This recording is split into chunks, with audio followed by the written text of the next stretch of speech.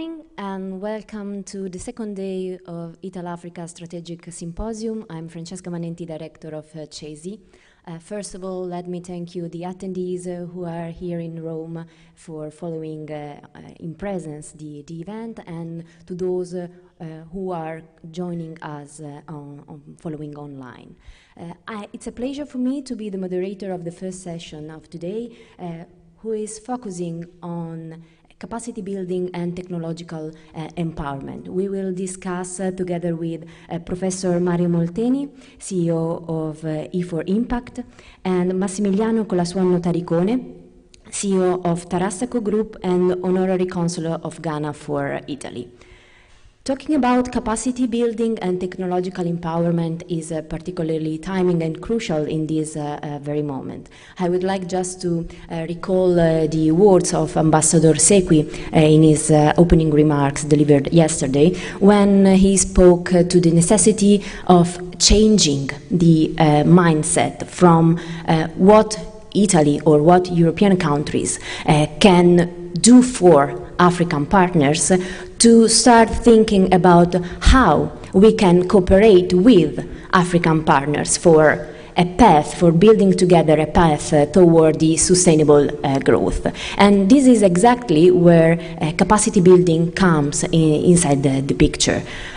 Why? Because when we speak about capacity building, of course, we speak about institutional stakeholders.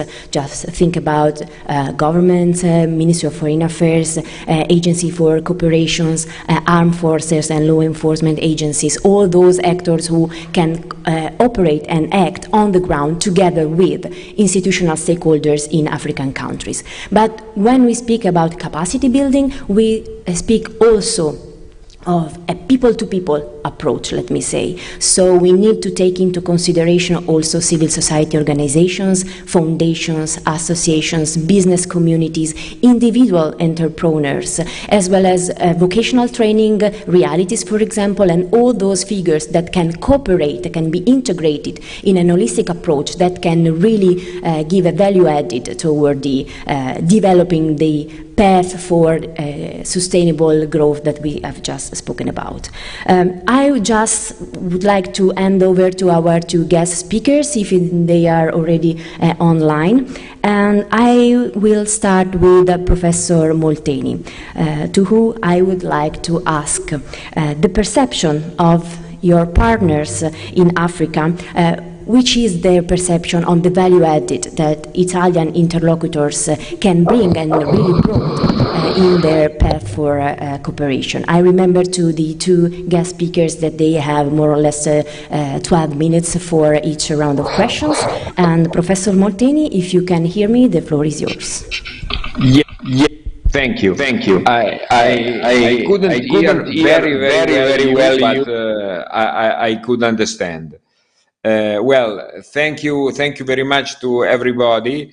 Well, I speak coming from the experience of E4Impact Foundation, that is a foundation mainly with the goal of training new sustainable entrepreneurs in Africa. We started this work in 2010, and we became in the Catholic University of Milan, and we became a foundation in 2015, supported by several important Italian companies. Well, the perception of our partners, and how is, let's say, the main logic of our capacity building. Well, I would like to stress characteristics, also to be short.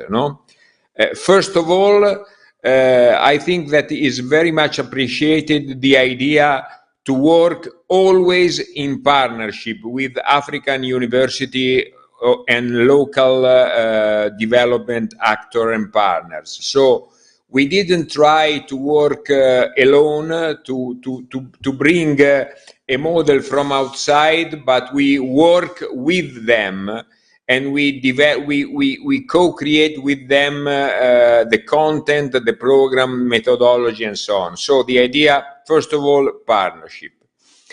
Second idea, we adopted an action-oriented education. I think that one of the limits also in Africa is to be too much theoretical, and so also people after university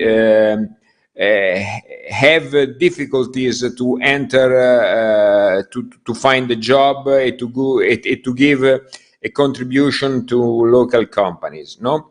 So our claim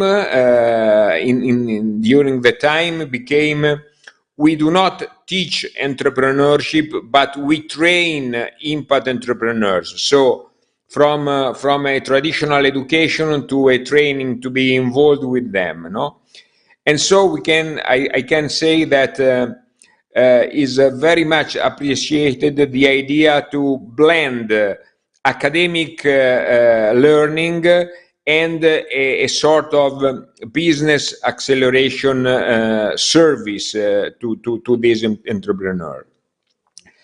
Well, the third characteristic that I would like to underline is that in this way we are reaching a new market segment, you know, that is not the segment of the traditional trained people, but is the segment is for job creators, not for job seekers, no? And we start from local ideas. That's very important, no? Supporting entrepreneurs to improve and grow their business ideas, no? So, but the important thing is not, we do not take ideas from outside bringing to Africa, but we start from the local ideas. And so we have mainly two groups of people, no? Who would like to launch an enterprise, let's say the start-upper, and then entrepreneurs, small entrepreneurs with an existing business which they would like to scale. Now, these are the two segments, and we work with them together because there is also a cross-fertilization between the two groups. Fourth, let's say, source of value for our partners and for our customers is that we do not limit our action to education, but we work for the access to market, to the other African markets, and linking Africa with Italy. That's very, very important. Then access to finance, and then access to technology. But I think that we could speak about access to technology later, no?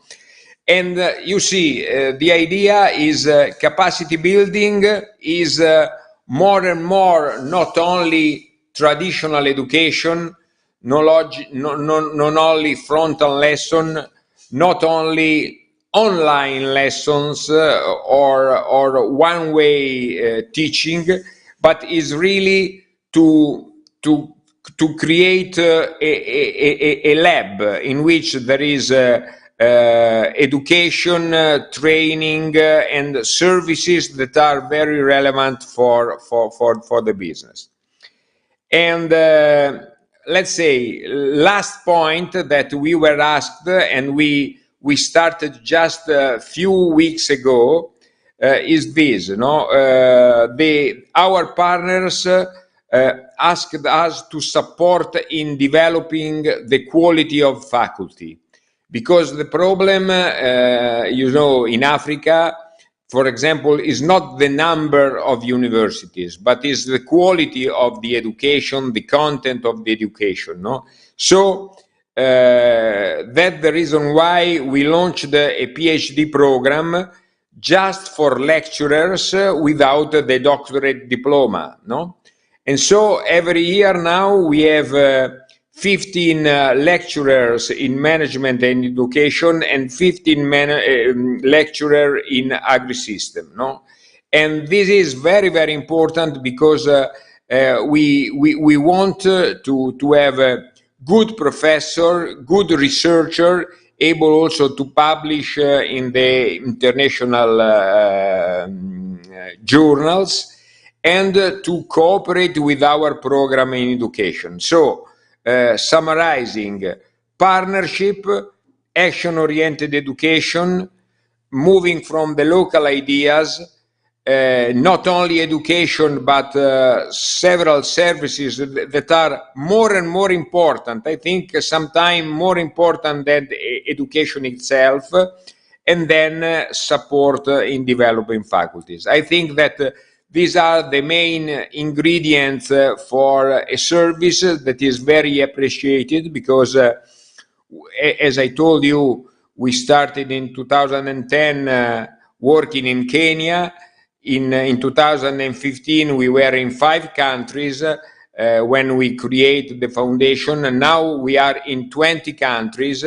And this is, I think, a signal of the value that our contribution could give to the African countries. But I think that it's not just us, is an important choice about methodologies and actions to partner with them.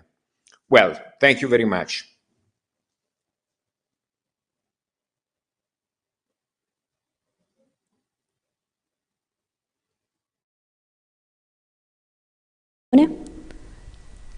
Consul, first of all, thank you very much for joining us from Washington, as I'm not wrong. So, if I'm not wrong, so probably the time delay can be very, very hard in this moment for you. So, thank you again. And Trasacco Group is really a successful example when it comes to talk about business opportunities and business realities in the cooperation between Italy and Africa.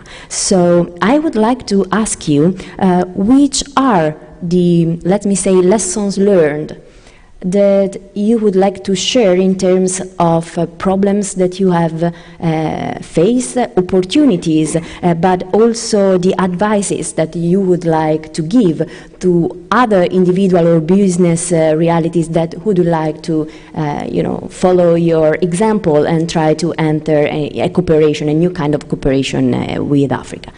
Thank you very much. Yeah, good morning, everyone. Hope my audio is good because the audio coming from Italy is not really good. Thank you for this opportunity. It's a pleasure to be here, even if here is 4 o'clock in the morning, but everything is okay. Also, I want to greet the Professor Molteni. I haven't seen him for a while, so it's a pleasure to see him again. Well, as Trasacco Group, we are present in Ghana since 1968. It's a venture started by my grandfather in 1968. And at the moment, we are busy in 12 different sectors, all of them linked to our core business that is in construction. The lesson I learned, and if we can say the secret of success, I can say a lot of things, and many of them they are banalities because perseverance and be focused on the goal. But in each of them there is a part of the truth. What I can say during these years, for me, the lessons I learned, especially from Africa, because we operate even the country neighbor to Ghana, is to respect the time of Africa. Most of the mistake I see from some of them, even big and large company in Europe that they come in Ghana to make construction, or they come in Africa to make construction. They see opportunity, they see what is possible to do over there, but they come with West time. I mean, They come hoping that everything happen according to the time we have in Europe or they have here in the United States. And Africa is not like this, you know, as a African time. And so I see many company coming from America, from Europe, that they spend so much money. They come in Africa thinking that they can get a good business in a short-term time. It's never like that. It's never like that. I never see somebody come in Africa and make a short-term business. I saw people, you know, collapse in short-term time.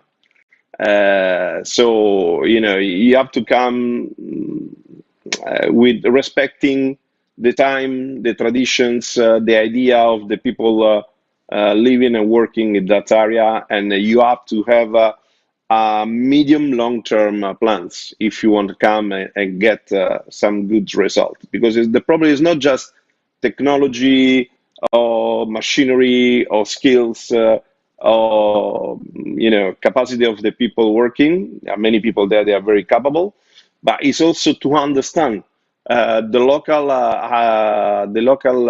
problem, the local procedure, and what is the perception of the local companies, of the local governments in terms of having company from abroad that they come and they make construction in Ghana, in West Africa, wherever in Africa. I mean, we are almost in the same level of issue. So the lesson I learned is this. So respect the time of the country where we are going.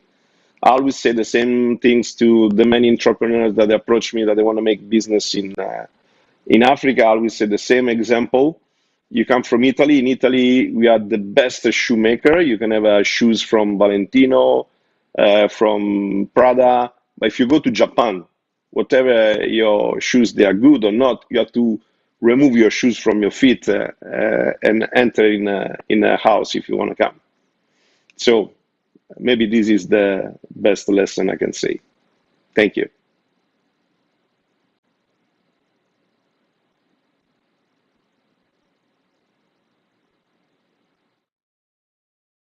Cultural awareness is absolutely part of the picture when it comes to consider capacity building or a successful example for capacity building and business entrepreneurship in any kind of foreign or international cooperation. So let me come back to Professor Molteni. During your first presentation, you spoke about technology. And so my question is, according to your experience, which is the role of technology in the capacity building process? Thank you. Sorry, but it's really a bit difficult to understand but so I understood that the question is about technology empowerment, you know, and I hope to be right, but there is I think a little technical problem. Well, about technology empowerment, I think that well, I would like to share with you some ideas, no, that come from my experience, no. Also here, also now, I try to make some points to be clearer. I think that first of all, another time, the important word is partnership, no, because.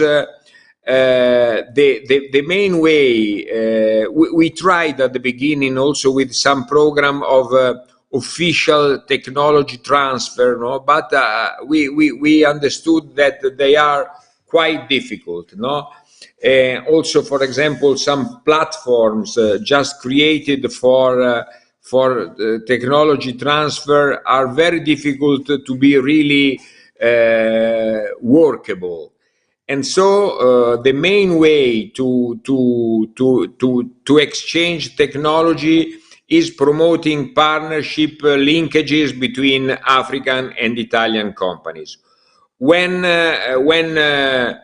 people work together, then people share knowledge, share technology, and there is a real improvement on the quality of the process and of the products.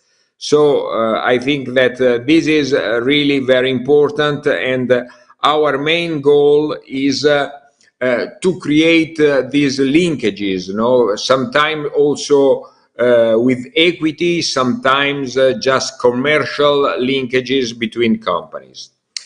The second word that I want to say is the idea of calm technology, because sometimes when we think at technology, we think at high tech, at the edge of the technologies, But I think that for Africa, for the relationship between Italy and Africa, is very important to work on, let's say, what we call calm technologies that are already well known in some industries, but that could be applied in other industries, improving productivity, improving quality, improving automatization, improving the quality in which the company is managed. And so the idea of good technologies, new technologies applied to traditional sectors, and there is the necessity to be, let's say, in Silicon Valley, to be technological oriented. That's very important. And the third thing that I want to say is also, let's say, a proposal, because working in Africa, working especially in Kenya, also with the Agency of Cooperation and Development, the Italian Agency of Cooperation and Development, AICS. We discovered that it was created the brand Made with Italy. Nowadays, it promoted the best, let's say, success stories of the cooperation initiative financed by the Italian government, but they are focused nowadays on Albania and Western Balkans, And it was launched in 2019. And I think is very, very interesting also for Africa, because when I spoke with some Italian companies and when I spoke with some African companies about the idea that the partnership could go under the brand of Made with Italy, so the idea of partnering with Italy, and so the product is made in Kenya, in Cameroon, in South Africa, but with the influence, with the participation of Italian design, style, knowledge, technology, and so on, I think it is very important for both. So my proposal is, let's say, to extend the use of the idea of Made with Italy,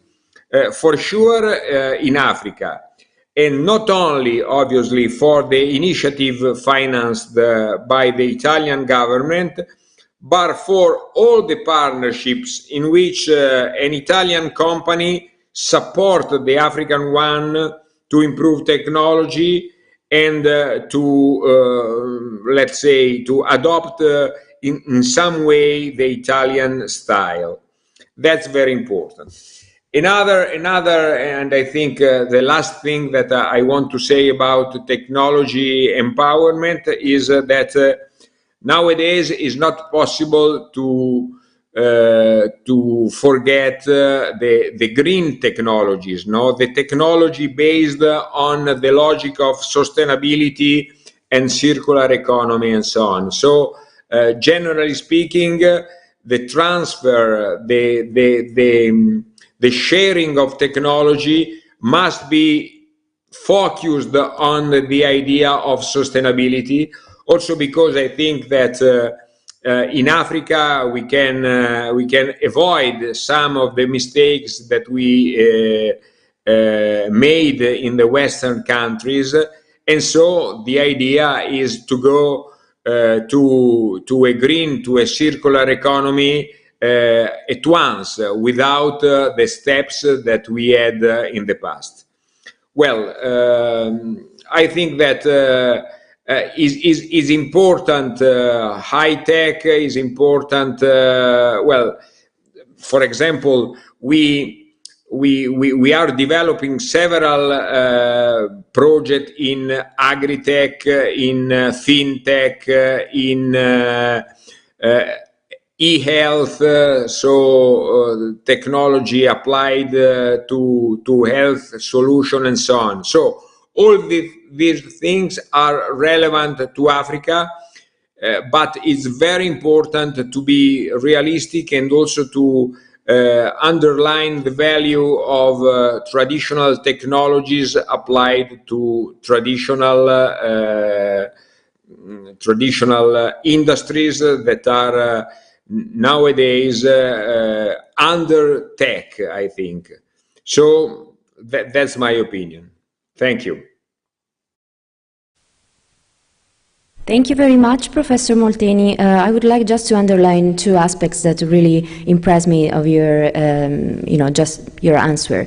The first one is innovation in tradition. So how we can use technology not just to think about, let me say, space or super future and futuristic issues, but also how to make more efficient, more greener, or just more innovative the traditional sectors, or all those sectors that really matters for local business environments, but also for local communities. And the second point is the concept of made with Italy. That is, of course, one of the crucial pillars for Italy, Italian government, and the Italian Ministry of Foreign Affairs in its cooperation with the third countries. But in itself is really entangled with the concept of capacity building. And this is where I would like to ask again to Consul Taricone to jump in the discussion. Okay, maybe the concept of made in Italy is made with Italy is quite new in the field of international partnership and capacity building. But in your experience, how important has been this idea for developing the realities that then proved to be successful? Thank you.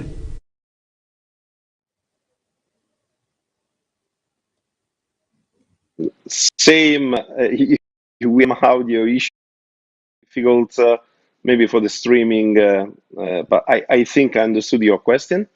Well, I can say that as Trasacco, we have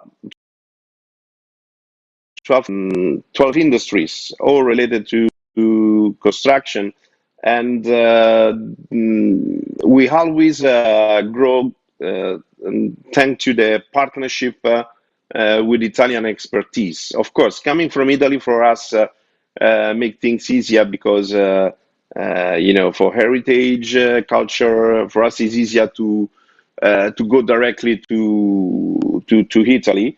And during this time, we have grown using the Italian skills of people that they decided to come to Ghana, West Africa, and make something together. So, like I said, long-term project.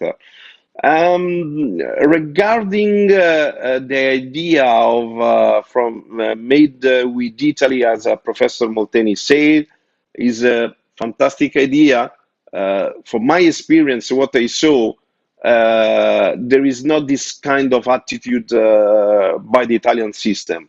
I saw that,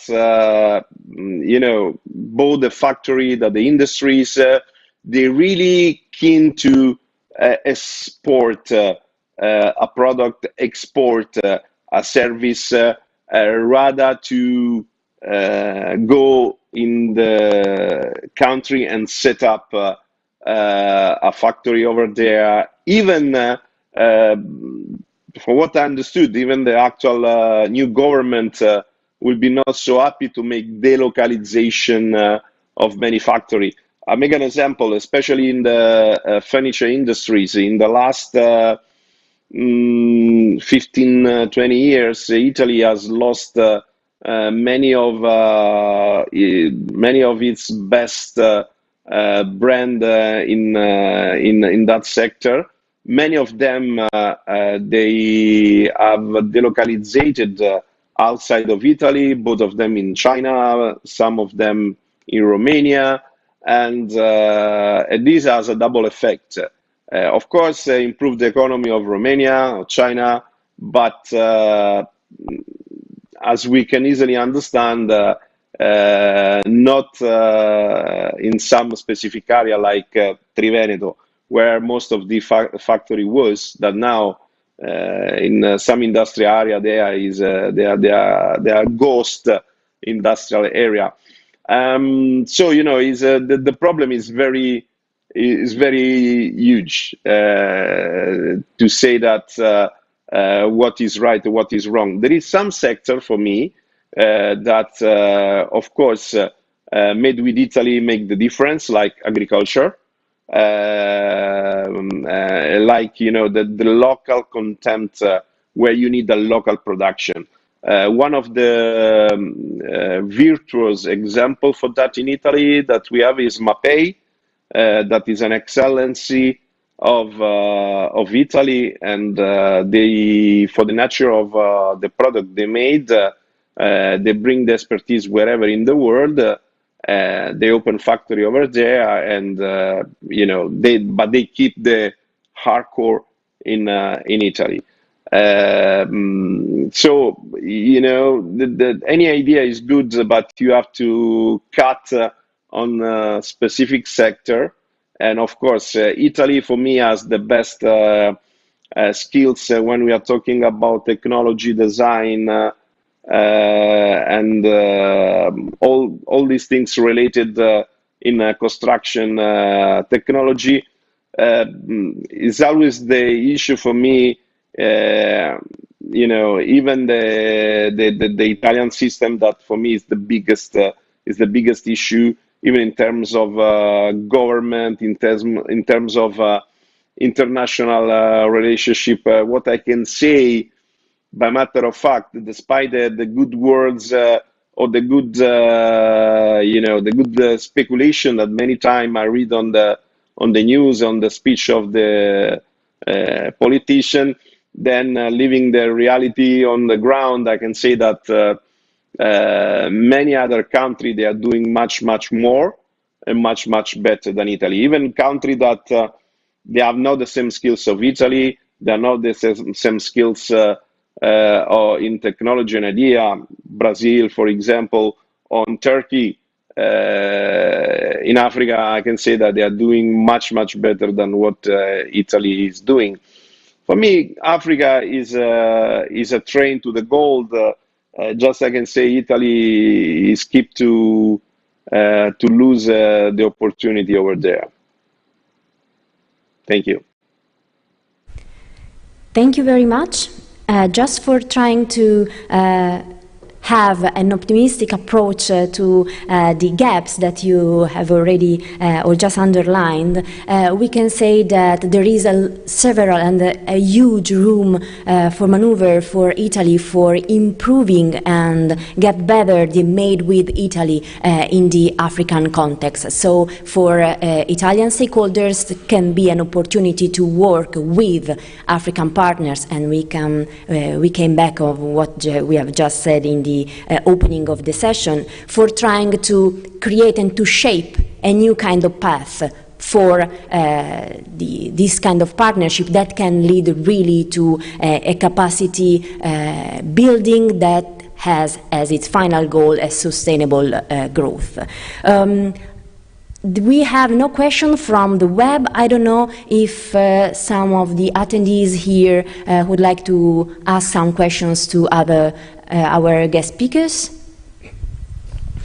Otherwise, we can just move on with our agenda, and I'll hand over to Lorena Stella Martini, researcher from European Council on Foreign Relations. She will be the moderator for the next session, the roundtable on capacity building and technological empower. So I'll ask to the speakers to just wait for a few minutes in order for letting us to reset the scene, and we will catch up in a few minutes. Thank you very much.